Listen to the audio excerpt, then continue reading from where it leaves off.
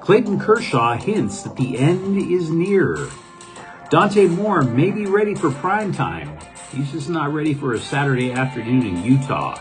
And once again, the greatness of Caleb Williams overcomes the incompetence of Alex Grinch. Good morning.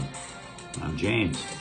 This is your daily dose of sports and snark for the greatest sports city in the world, Los Angeles. This is the faithful Angelenos morning report.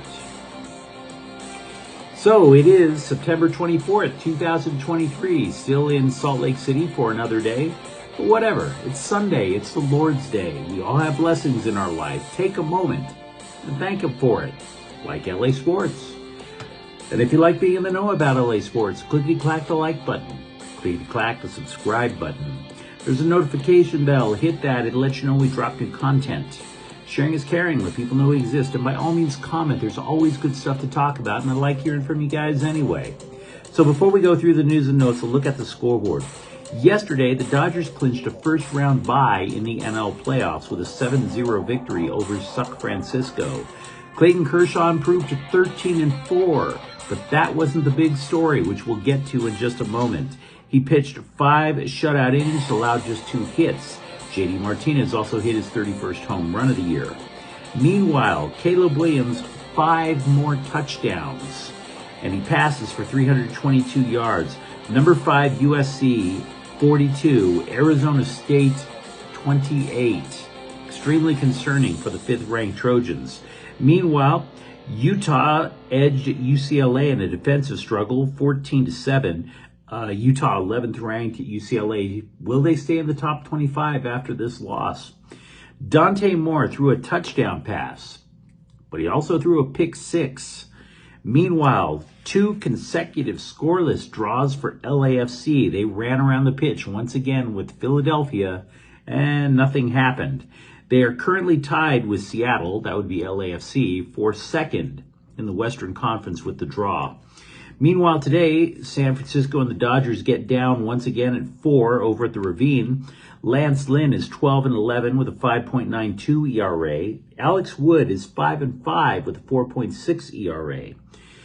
The Chargers are in Minnesota at 10 in the morning. This is a possible elimination game between 2 0-2 teams, neither of which plays defense very well.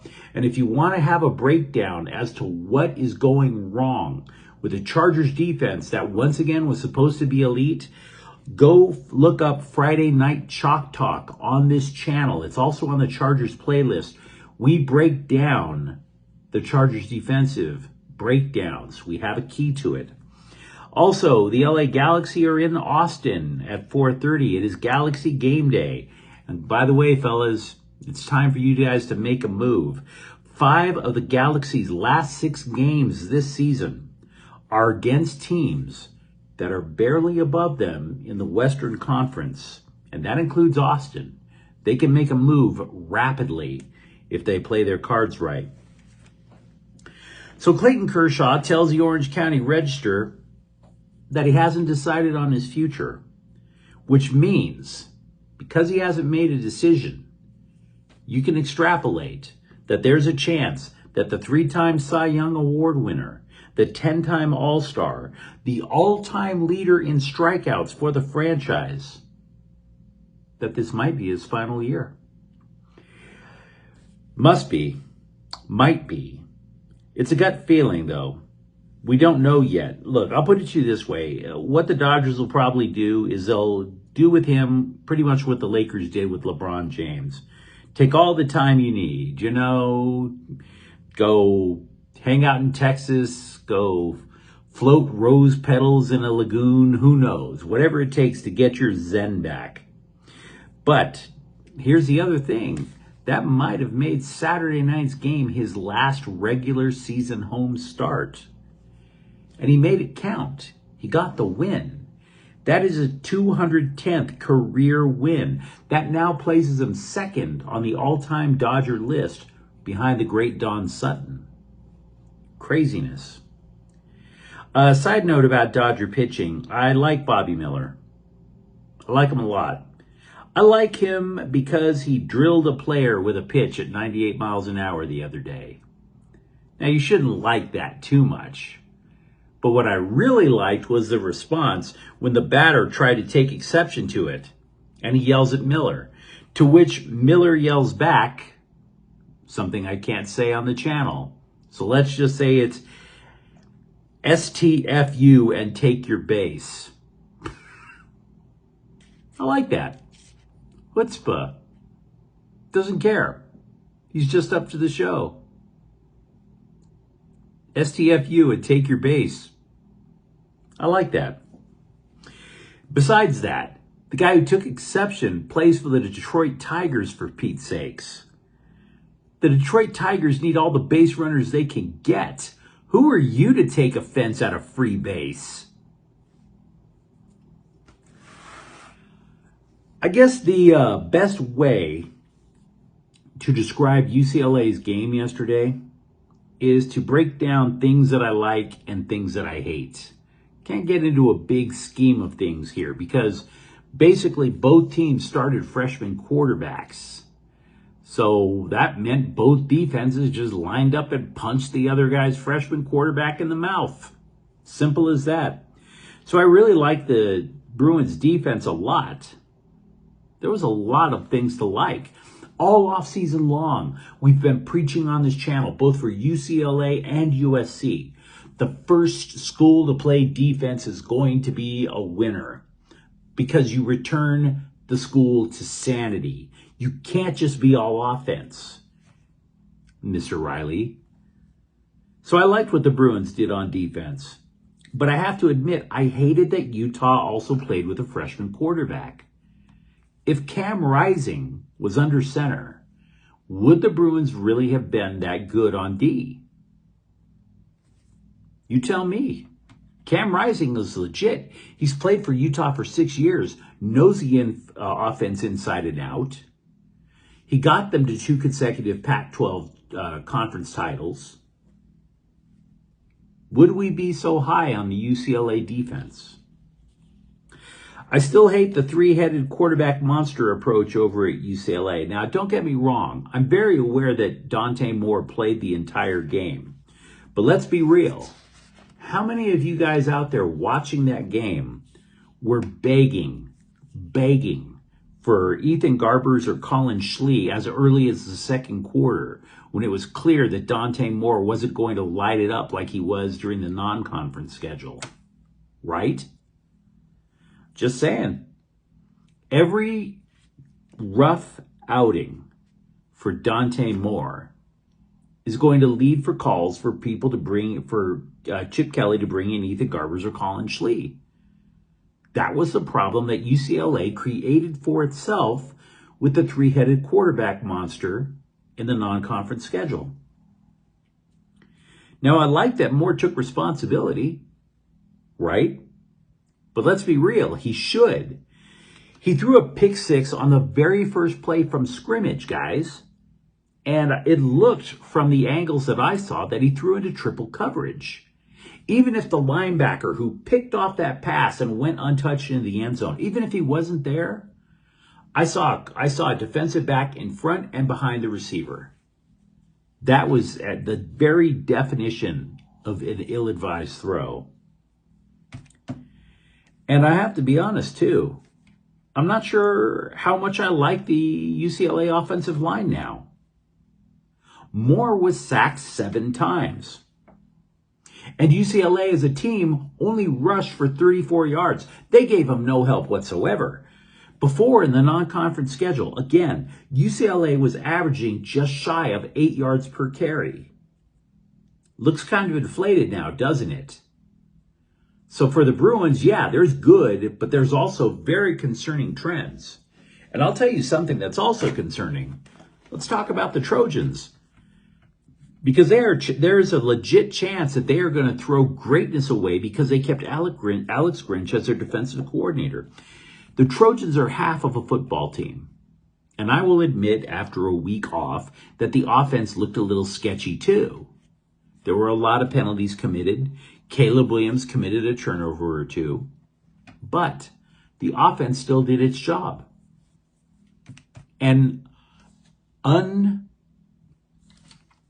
An offense that wasn't firing on all cylinders still dropped 42 points when they were just basically barely awake. But again, Arizona State scored 28 on Alex Grinch's defense. So the Trojans are just half of a football team. Half. It's really that simple. And it's simple because this is exactly what we saw from the Trojans last year. USC basically says to their opponents, we dare you to outscore Caleb Williams. Last year, the challenge was to score more than 40 points. Because, hell, you would expect USC to drop somewhere around upper 30s, low 40s. By the way, 3 teams did top 40 points against USC last year. Utah did twice. So did UCLA, and so did Tulane. So 4 games where the Trojans allowed more than 40, 3 of them were losses. So now what's the standard? Look at Arizona State. Arizona State was shut out by Fresno State the week before at home. Fresno State plays more defense than USC. Going into this game, the Sun Devils were down 4 starting offensive linemen. 4. And Arizona State still dropped 28 points on them. So what does that mean? What can we conclude? If last year you had to score more than 40 to beat USC, could you drop 50 on USC? Just as USC could drop 50 on you. Think about that. Can you imagine Notre Dame topping 40 points? What about Washington? Michael Penix? What about Utah? When they get Cam Rising back? What about UCLA? And by the way, UCLA and Utah play defense. What about Oregon? The same Oregon team that just beat the living daylights out of Colorado today. How many of those teams could drop 40 points on USC?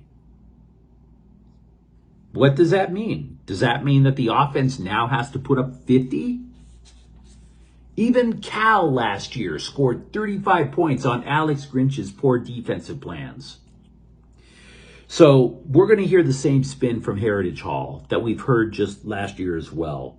Well, you know, we gave up points, but we picked off passes. We sacked the quarterback 8 times. To which my response is still going to be, you allowed Arizona State to score 28. I don't care what anybody at Heritage Hall says. I don't care what apologist comes up with a stat to try to spin this. They allowed 28 points to Arizona State, which got shut out to Fresno State the week before. I got to tell you, it's why I've been saying, just like I said for UCLA, the first school to play defense wins. The first school to be sane wins. When your offense is that amazing and you don't give a flying bleep about your defense, that is insane. USC is undefeated. USC has a massive problem because they are about to throw greatness away. And by the way, I'm a Trojans fan, so you think I enjoyed saying that? The answer is hell no. Rams coach Sean McVay told the Scribes that backup quarterback Stetson Bennett is, quote, doing very well, unquote. Now, the coach reiterated that he would not divulge the reason that Bennett was put on a non-football injury list. They also say that there is no timetable for Bennett's return. Mentioned the Chargers and how they're having all these defensive problems and how they're winless and how they could pretty much be eliminated from the playoffs this morning. I am aware that rumors are spreading about who's going to replace Brandon Staley, even though we haven't heard anything from the Chargers brass about the security of Brandon Staley's job. So that's unsettling. I am very, very much aware that the name that keeps popping up is Jim Harbaugh, the Michigan coach and former 49ers coach. Yeah, I have a memo for the vultures in the press who are just basically throwing dirt on Brandon Staley's grave. while he's still coaching. I have a question for these guys. Since when do the Chargers bring in big-name coaches? Since when? They were supposed to bring in Sean Payton, remember? Didn't happen. What was the last big-name coach that the Chargers had? Do you consider Marty Schottenheimer to be a big-name coach? There's a lot of people who don't. They thought he was a retread. Is Norv Turner a big-name coach? Bobby Ross was never a big-name coach. What makes anybody think they're going to get Jim Harbaugh? The Athletic lists Arthur Kaliev, not Quinton Byfield, as a breakout candidate for the Kings this season. And the reasoning is pretty sound, so hear me out. The reason is because for Kaliev, his points per game rose last year, and that was on the fourth line. Now he's being promoted to the second line, where he'll be playing alongside the highly skilled Kevin Fiala and Pierre-Luc Dubois. So keep in mind, people are asking Quinton Byfield to blow up because he's on the first line. But that line with Anze Kopitar is a responsible two-way line. In other words, they watch out for the defensive end as well as the offense. There's just not as many points to go around. But that second line for the Kings, which frankly is pretty much geared towards offense, it wouldn't be a stretch to see Arthur Kaliev just blow up in terms of points. Normally when a team gets eliminated, the obituary for that team comes out in about a day or so, but there's no such thing as urgency when you're talking the WNBA, because it's the WNBA. So after about a month, the scribes finally got around to writing the obituary on the LA Sparks season. So here's what we know. That despite missing the playoffs for 3 straight years, they did win more games this year. There's that. Jordan Canada was a lovely addition because she was named to the league's all-defensive first team. Nneka Ogwumike was tremendous. Derica Hamby was steady. But 3 of the starters missed a ton of the games. 2 of the starters missed 3/4 of the season. Meanwhile, going into next year, both Ogwumike and Canada are free agents. Now, the Sparks have cap space, but there's no guarantee that they're even going to bring them back. And even if they do, how much improvement could the Sparks actually make in the offseason, aside from maybe getting lucky in the WNBA draft? But you let me know what you think in the comments thread. Talk to me about the greatness of Clayton Kershaw and if you think he's at the end of the line. Tell me about USC or UCLA football. And if you enjoyed the content, don't forget to subscribe to Faithful Angelenos. We're talking LA sports every single day here. Thanks for watching. We might be back later today with a rapid recap of Galaxy Soccer. Faithful Angelenos is a Kian Corte El Queso production. Take care.